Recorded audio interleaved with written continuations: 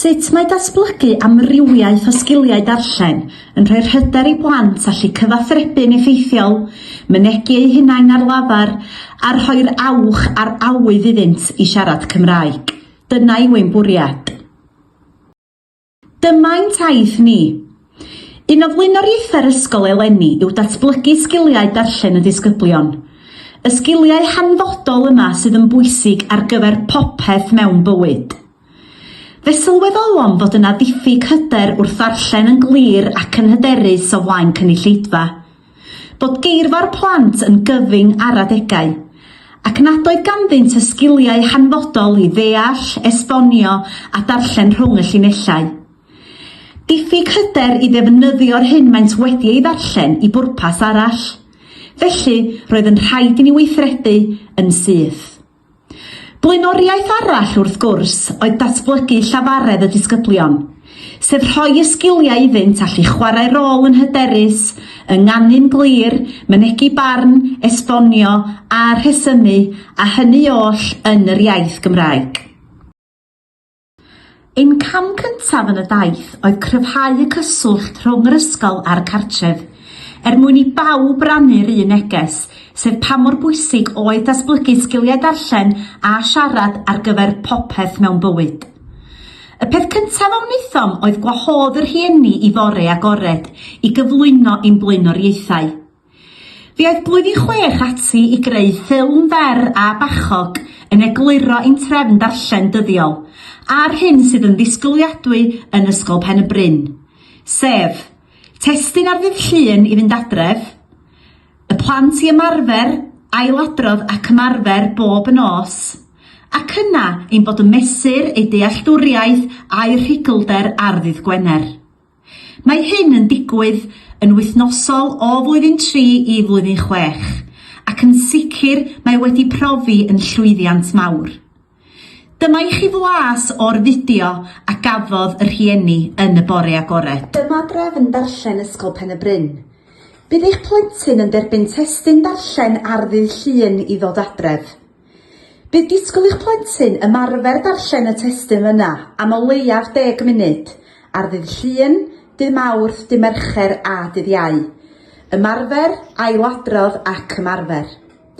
Ar ddydd Gwener, bydd disgwyl eich plentyn allu darllen y testun yn hyderus ar ôl yr holl ymarfer, gan ddangos ei fod yn deall yr hyn mae'n darllen drwy gwis, cwestiynau amrywiol, gemau ac ati.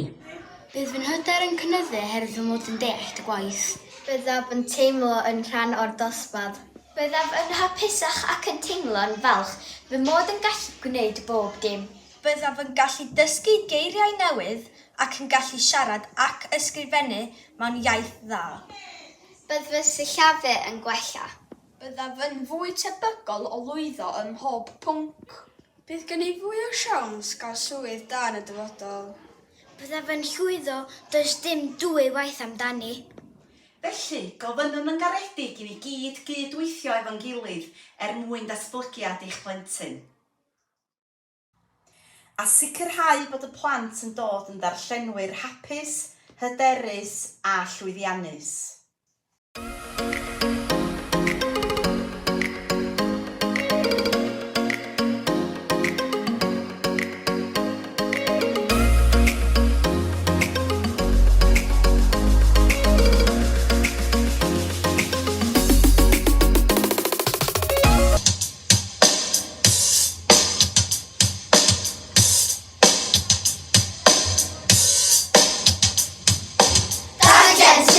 Bwysig iawn,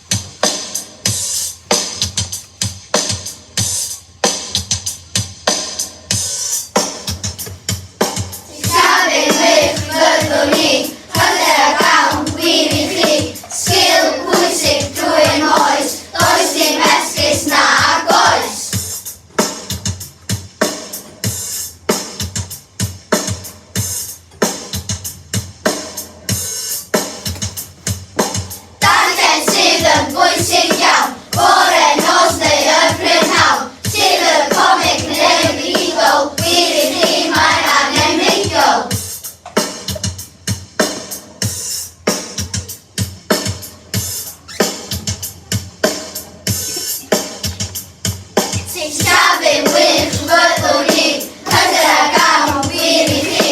Sgil yn pwysig drwy'n oes, does dim esgus na ag oes.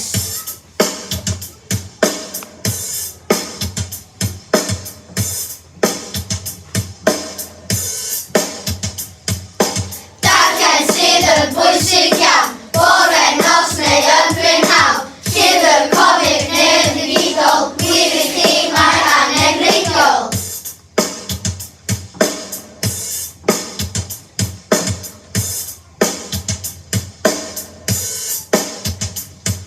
Sillafu'n wych fyddwn ni, hyder ag am wir I chi.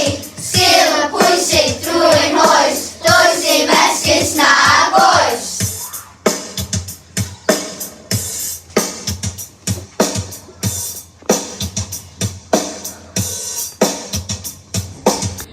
Mwyn mesur llwyddiant y bore agored, mi wnaeth ymlunio holiadur i'r rhieni. Roedd y canlyniadau yn bositif iawn, a dyma nhw.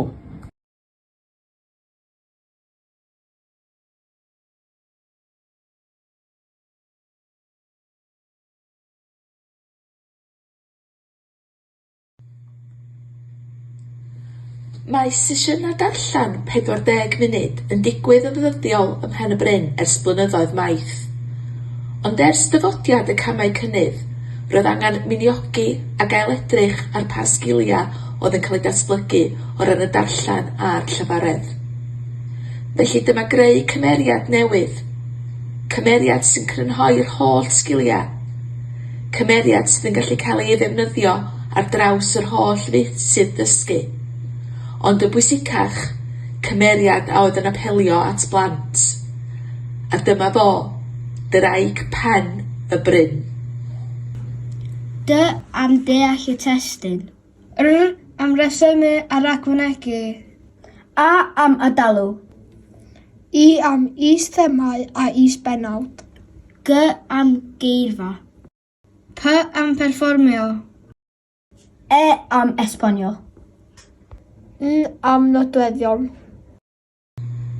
Mae'r darllen dyddiol yn holl bwysig, ac mae'n bwysig cynnig amrywiaeth o wahanol ffyrdd o ddarllen i'r plant a allu ymgyfarwyddo gyda'r testun. Bydd y staff yn modelu ac yna'r plant yn ailadrodd ar y cyd. Gwrando ar lyfrau llafar cyn ymgeisio i ddarllen yn annibynnol. Bydd cyfleoedd i ddarllen grŵp, pawb yn gwrando, dilyn a darllen yn uchel yn ei tro. Darllen par wrth gyfnewid y darllen rhwng dau blentyn, a pherfformio wrth darllen sef cymeriadu y cynnwys.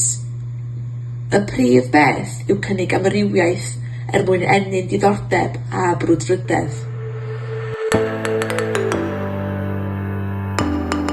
There are so many options. Let's have a look and see. Ffermwr ydy Ewis, mochyn ydy Mic. Dydd Sadwrn, Hydref 22, 1966. I'm a mother for her hard work and courage, especially in recent years. My father is a teacher and he instilled the importance of education in me. Fi am ffyrnig yr forleidr o fri. Roedd pobl yn dweud mai ffyrnig oedd morleidr gorau yn ei byd I gyd. Bob un manylun bach a mawr. Bore arferol oedd hi, fel unrhyw bore arall. Un brawd a chwaer bach. O ganlyniau i ffomio ar lloches yng Nghymru ar hyn o bryd. Ond mae'r Llywodraeth yn poeni na fydd Cymru Gwahanwyd oddi wrth ei efaill ac aeth môr Ac wedi ennill pedair medal a'r Olympaidd. Gwych chi ar y traed. 1, 2, 3. Ei ganed yn 1983 yn darllen Jack ac oedd yn ffa efo'n gilydd darllen ar y cyd. Isio pawb dilyn y geiriau ar sgrin y Chromebook a darllen y geiriau gywir a neud ystyr wrth darllen. Reit, bwrw ni. Jack a'r goeden ffa. A'i ddarllen gyntaf. Pan fi, dwi'n eistedd yn rws y siop ers oriau. Awn i ddarllen o'n gilydd fel 3. 1, 2, 3. Pan fi, dwi'n eistedd yn rws y siop ers oriau. Gyda cystadleuaeth, pwy sydd yn darllen orau yn gyhoeddus, yn uchel ac yn hyderus. Yr ochr yma neu'r ochr yma. Iawn? All of the people in your country will honor you as their leader. And I will... 2, 3.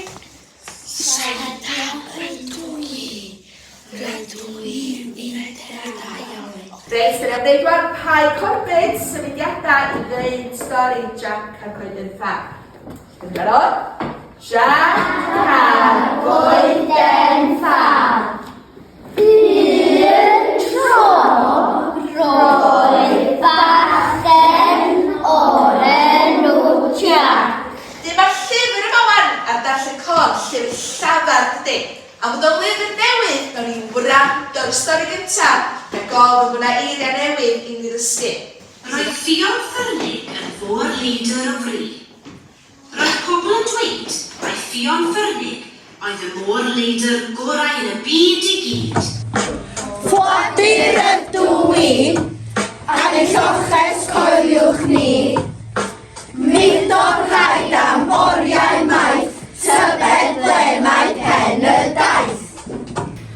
Roedd y trysor yma yn cynnwys darn 2 gint, un o hen glyslysau a... Peidiwch â roi y ffidil yn y to, da ni'n trio a trio i gael llwyddo. Cysgu allan ar y stryd, heddlu'n gweiddio hyd ac o hyd, chwilio am dillad glan bob dydd, yn araf bach yn colli ffyrdd. We accomplished our mission. We were the first people on the moon. We beat Russia in the race. I'm so proud of you guys. Bydd yr athrawon yn sicrhau o fewn y meysydd dysgu bod cyfle i ddatblygu pob sgil, a dyma i chi enghreifftiau o'r plant yn datblygu'r sgiliau hanfodol yma.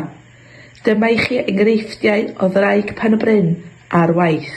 Dy am deall y testun. Dyma gyfle gwych i fesur dealltwriaeth y plentyn o'r testun. Mae yma gyfle i drefnu, cyfle i ailadrodd y prif bwyntiau mewn gwahanol ffyrdd, cyfle i grynhoi gwybodaeth, a sicrhau ei bod wedi darllen y testun yn fanwl ac wedi deall yr hyn mae wedi ei ddarllen. Am rhesymu a rhagfynegu. Dyma'r sgil sydd yn hanfodol mwyn i'r plentyn allu uniaethu gyda'r stori, uniaethu gyda digwyddiad neu uniaethu gyda chymeriad. Mae yma gyfle i'r plentyn allu darllen rhwng y llinellau a meddwl beth sy'n gallu digwydd nesaf. Mae'n gyfle gwych i'r plant allu mynegu barn mewn gwahanol sefyllfaoedd. Dwi'n meddwl mai bwyd a diod yw'r pwysicaf oherwydd swn i ddim yn byw am hir iawn heb ddyfo. Rydw i'n anghytuno oherwydd rydw i'n meddwl mai bod yn fi fy hun yw'r pwysicaf oherwydd rydw i angen bod yn unigryw a ddim angen bod fel pawb arall. Pam bod pobl yn ddigartref? Trafodwch. Oherwydd gyda arian. Ella cwrs maen nhw wedi colli swydd nhw. Dwi gyda teulu, tân a llifogydd. Mam a dad ar cyfyriad, sychnegau. Ia, fel diagryn neu llifogydd neu gwynt mawr yma tu a chi di chwalu a chi wedi fforddio gael ti arall. Beth yw'r prif bethau sydd yn poeni person digartref yn eich barn chi? Bwrdd o chi? Prif bethau? Pobl yn dwi'n arian wrth mae yna pobl slei yn os. Pobl wedi meddwi yn wirion. Perchenog siop, so dyn nhw'n efo lle i cysgu. Be ysach chi'n gwneud i helpu pobl digartref? Be ysach chi'n gwneud gyda 1 miliwn o bunnan? Yn y tŷ hiw enfawr, efo llawer o ystafelloedd gyda cecyn enfawr, wedyn mae pob sydd yn digartref yn gallu dod a mae yna swyddi yna i nhw gael sy'n gael eu talu. A am adalw. Adalw ffeithiau yn sydyn drwy gip ddarllen neu sgimio drwy'r llyfr neu'r wybodaeth. Cyfle i fynd ailadrodd yr hyn maent wedi ei ddarllen. Mae adalw yn holl bwysig mwyn cael y prif ffeithiau yn gywir. Wedi dod. Roedd gan yr angel diolch. Mae dasg adalw. Ar eich byrdd y gwyn, dwi eisiau chi chwilio cyn ddarllen a chwilio am yr ateb beth yw ffoadur. Bwrdd â chi.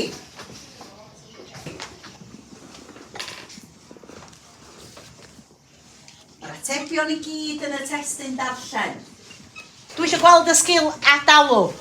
Gan i weld beth ydych chi'n neud, mae ffoadur yn berson sy'n gadael y wlad. Mae nhw yn byw ynddi. Da iawn, gwych. Am is-themau neu is-benawdau. Dyma gyfle gwych i fynd o dan groen yr hyn a ddarllenwyd. A oes yna is-themau i'w gweld, a oes yna neges i'r stori, a beth yw gwir bwriad yr awdur. Pam bod chdi meddwl bod ti eisiau yn y dewis cywir? Rhag ofyn bod mae rhywun, bod mae'n deud wrth rhywun a wedyn bod mae'n deud wrth rhywun arall a wedyn maen nhw'n gwybod am yn dod i ddwyn o. Swn i yn deud wrth rhywun yn y sefyllfa yna oherwydd, wel, mae'n rhywbeth rili gwerthfawr. Dwi wedi bod yn y sefyllfa yna o blaen, oherwydd nath fy mrawd cuddio fy hoff degan yn rhywle yn fy stafell wely ac o'n i methu ffeindio fo, ond nath mama fi ffeindio fo'n diwedd. Sut ydych chi'n teimlo ar ôl o'r ganfod eich hoff degan? Dwi'n teimlo'n hapus iawn. Dwi'n siŵr bod y ddeimlad wedi newid o'r cychwyn. Dwi byth yn mynd i golli eto, dwi'n cadw fo'n rili saff. Am geirfa. Dyma gyfle gwych i gyfoethogi iaith y plant, drwy chwarae gemau amrywiol sydd yn ymarfer ystyr, sillafu, cyfieithu, ac i bod yn gallu defnyddio'r eirfa yma mewn sefyllfaoedd anghyfarwydd.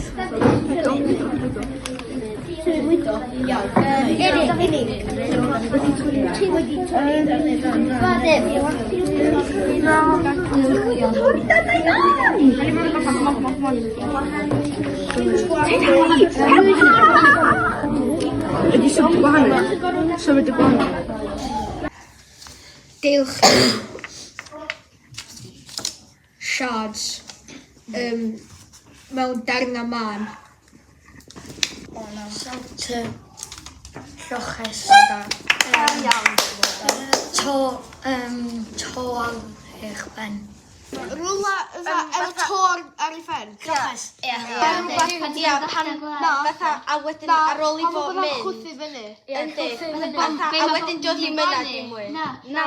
Bom. Fatha be mam yn neud. A wedyn mam yn ffrwytho. Agos ffrwytho. Am perfformio.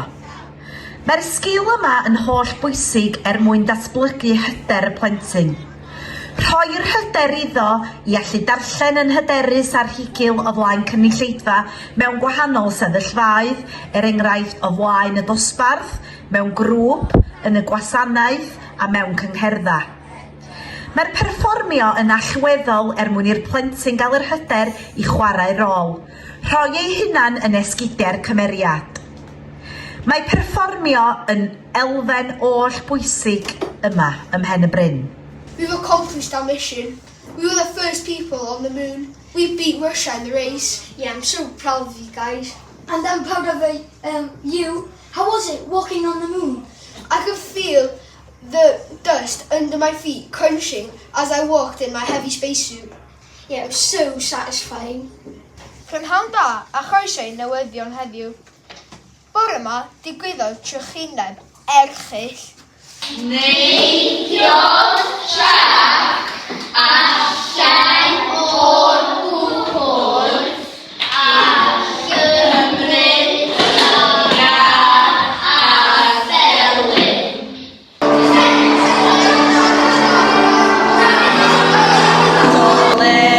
Le bobnos, perchenog siop yn gweiddi dos.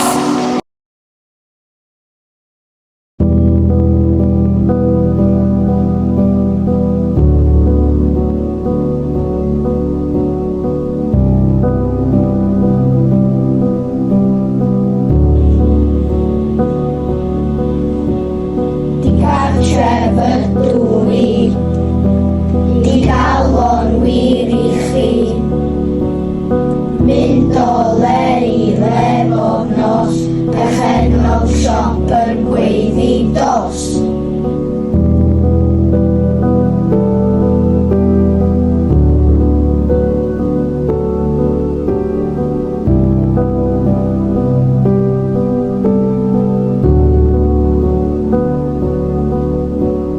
Gadael cynhesrwydd, gadael teulu, pam bod rhaid i ni wahanu.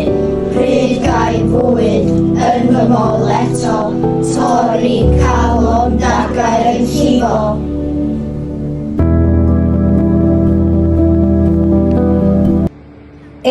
Am esbonio.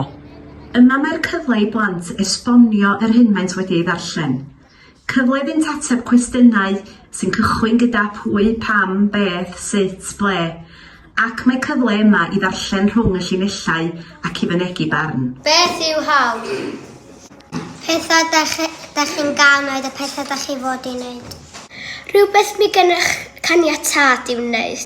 Mae gen i hawl i efo dŵr. Mae gen i hawl i gael cartref. Mae Rhydweliau'n cludo gwaed i ffwrdd o'r galon ac mae gweithiannau'n cludo gwaed yn ôl i'r galon.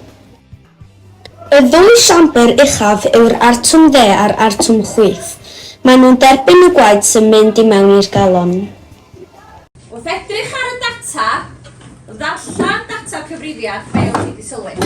Mae'r graff yn dangos bod drwy'r blynyddoedd mae siaradwyr Cymraeg yn Sir Fôn wedi lleihau. Os gallwch gweld yn y siad hon, mae siaradwyr Cymraeg yn mynd yn llai ac yn llai pan mae flynyddoedd yn mynd ymlaen ac ymlaen. Sylweddolodd bod bob 10 degawd mae'r canran o siaradwyr Cymraeg yn Sir Fôn yn lleihau ac lleihau. 2001 roedd cyfanswm siaradwyr Cymraeg yn Gwynedd yn 69%, a faint o pobl oedd ddim yn siarad Cymraeg oedd 31%, sydd yn feddwl mae'r siaradwyr yr iaith wedi diniwrio y 10 mlwyddyn diwethaf. O, bydd y gair nes di ddefnyddio dweud bod o'n mynd i lawr o fanna? Dirywio. Dirywio, da iawn chdi, defnyddio gair gwahanol. Am nodweddion. A yw'r plentyn yn adnabod nodweddion y ffurf, strwythur ac arddull? A oes nodweddion arbennig i'r cymeriad? Dyma uwch sgil pwysig iawn. Odl, cyflyfrennu, cwpled a ladrodd. Felly ti'n gweld hynny mewn barddoniaeth, wyt? Ti wedi sôn am nodweddion cerdd yn fanna. Da ni wedi bod yn ysgrifennu cerddi'n hynna'n.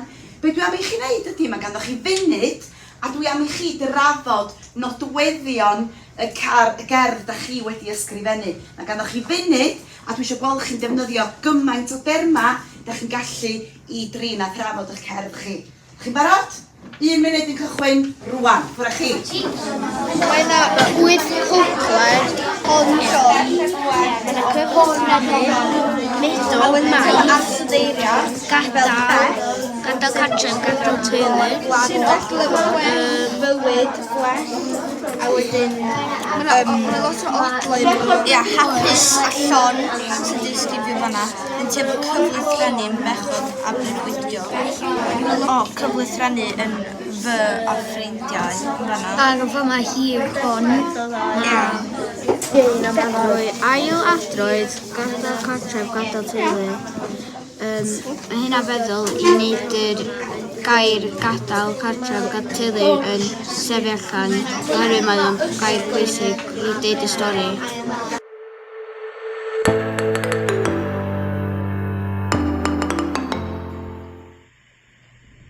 Wrth gwrs, wrth ddatblygu a gweithio ar y sgiliau darllen a'r Llafaredd yn gyntaf, mae hyn yn bwydo i'r gwaith ysgrifennu yn naturiol. Mae'r plant yn teimlo'n hyderus wrth fynd ati i ysgrifennu, yn gallu defnyddio'r eirfa briodol yn ei gwaith, ac yn gwybod yn union beth yw'r meini prawf llwyddiant. Dyma i chi effaith ffrwyth llafur y darllen a'r Llafaredd. Pam bod rhaid i hyn digwydd i mi? Dwi'n eistedd yn rws o siopers oriau maeth yn crynu fel deilen, yn trio fy ngorau glas i cysgu yn glyd a chynnes, ond dwi'n wyn fel ysbryd ac yn lyb at fy ngroen. Mae hi'n dywyll fel bol buwch, ond dim ond golau llachar y stryd mwyn i mi gael darllen fy llyfr hwyliog, i trio pasio amser. Heb os, mae pob eiliad yn teimlo fel awr, a phob awr yn teimlo fel diwrnod. Mae gen i ofn tywyllwch, ofn sŵn traed yn nesau, ofn gweiddi a ffrio, pobl wedi meddwi, ofn rhywun dwy'n fy methau, ofn popeth. Mae pobl sydd yn pasio yn edrych lawr eu trwyna arna fi. Rai yn swil ac yn anwybyddu fi, rai yn chwerthin yn sbeitlyd, ac eraill yn dweud pethau cas yn gyfrus fel llwynog dan ei wynt. Ond doedd gen i ddim dewis ond i adael fy nghartref clyd a chynnes.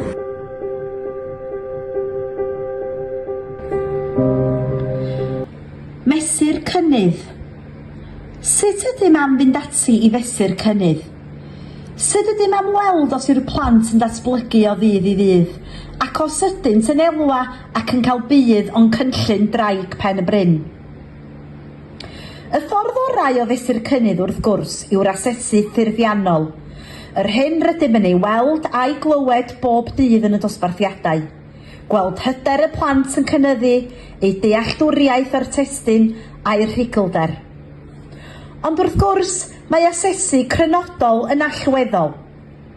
Rydym yn defnyddio arf bwysig iawn yn gyson i asesu, sef taith 360, sy'n rhoi darlun clir i ni o gyrhaeddiad y plant. Ond roeddem yn teimlo ein bod angen rhywbeth mwy hylaw, rhywbeth sydd yn rhoi trosolwg o'r cynnydd o'r cychwyn cyntaf i'r diwedd. Felly, dyma benderfynu creu teimlen blaenoriaethau. Dyma deimlen sy'n mesur cynnydd ein prif blaenoriaethau sydd ganddo'n, ond teimlen i bwrpas sy'n rhoi darlun clir i ni ble oedd pob plentyn arni ar y cychwyn, ac yn ystod y daith, ac ar ddiwedd y daith. Dyma adnodd gwych ar gyfer pontio o'r cynradd i'r uwchradd a phontio o ddosbarth i ddosbarth ar ddiwedd blwyddyn.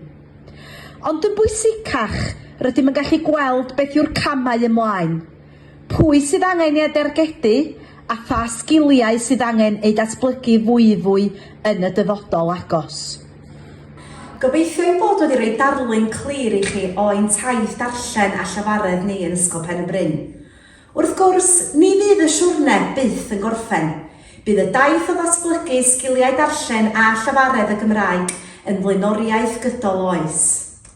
Ond erbyn hyn, teimlwn fod y plant yn llawer fwy hyderus, yn falch o'r cynnydd maent ni'n wneud yn ddyddiol, ac yn bwysicach yn cael mwynhad wrth darllen a siarad Cymraeg.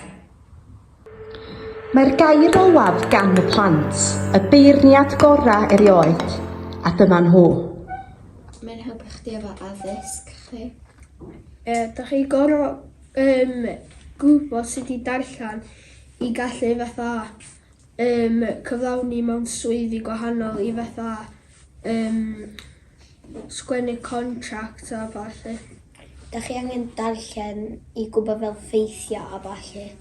Da chi angen darllen i gallu bod yn llwyddiannus mewn bywyd. Da chi angen darllen i gael swydd da ac i fel dallt beth da chi'n neud yn bywyd. Ti angen darllen i gallu dreifio, ti gorau darllen y signs ar y lôn. Dwi'n hoffi pan da ni'n darllen pethau gwahanol trwy amser hefyd. Da ni ddim lot yn darllen yr un peth bob un tro. Dwi'n hoffi sut da ni'n actio weithiau ac weithiau da ni'n cael jyst meddwl am pethau yn ein pen i actio hefo weithiau.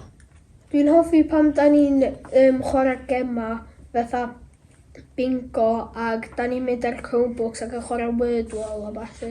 Wel, dwi'n hoffi fel, os da chi'n dall gair a mae'n gair newydd, mae rhywun yn egluro fo iddo chi. Dwi'n hoffi pan gallu'n darllen i ffrind. Nhw'n gallu helpu lle efo geiriau wahanol. Ie, ydych chi bob tro'n dysgu pethau newydd yn y darnau darllen? Dwi'n hefyd yn hoffi sut pam da ni'n dysgu geirfa newydd mae'n hefyd yn helpu ni hefo gwaith iaith ni, so da ni'n gallu sgwennu efo vocabulary newydd.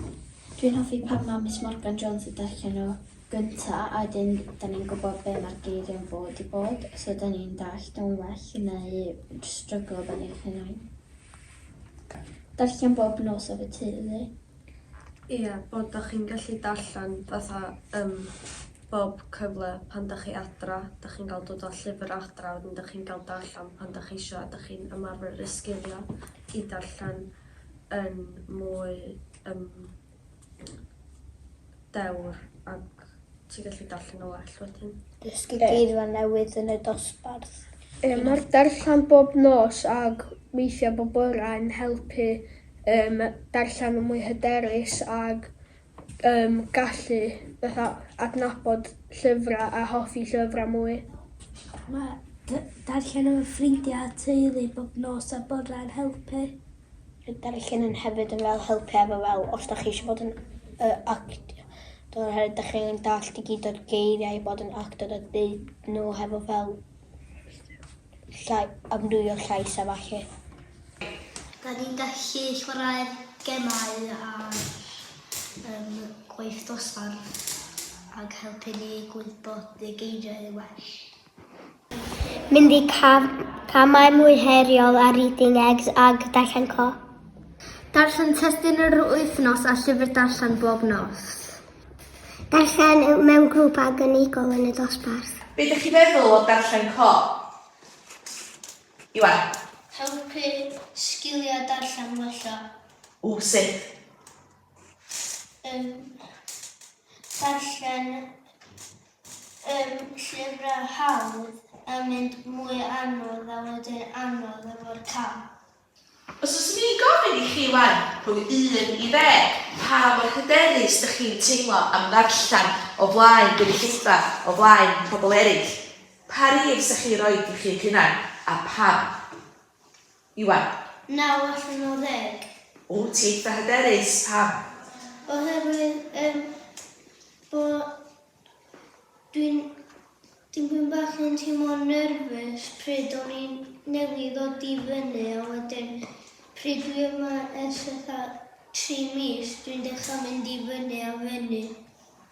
Pam bod hynny? Oherwydd bod ni wedi cael arfer. Ia, bod ni yn gwneud testyn yr wythnos bob wythnos a ydych chi'n marfer llawer eich sgiliau. Dwi'n hyderus iawn ac yn 10 allan o 10.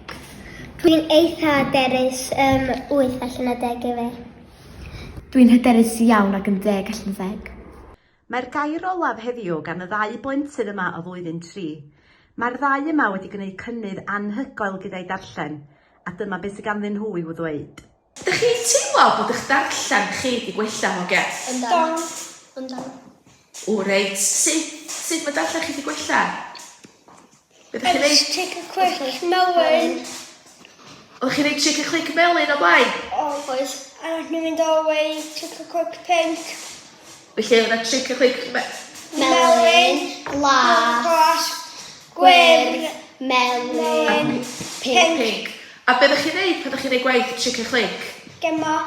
Gema a dysgu geiriau newydd. Reit, oeddech chi'n chwarae gema ar Chromebook? Ia. Gema Word World oeddech? Oes. Ac oeddech chi'n neud gwaith cardia... Flash. Cardia fflach. Oeddech chi'n neud gwaith chick a click adra hefyd? Oes. Reit, o be ydych chi'n neud rwan? Ydych chi'n neud chick a click yn y mwy? Be ydych chi'n neud rwan? Y fferm. Darllen y fferm. Ydych chi'n hoffi darllen y llyfrau yna? A cael stori? Yndan. A beth sy'n ar diwedd bob llyfr? Quiz. A ydych chi'n gallu ateb cwestiynau? Yndan. I ddangos ydych chi wedi deall y stori? Ia. O gwych. Ydych chi'n mwynhau darllen hogia? Yndan.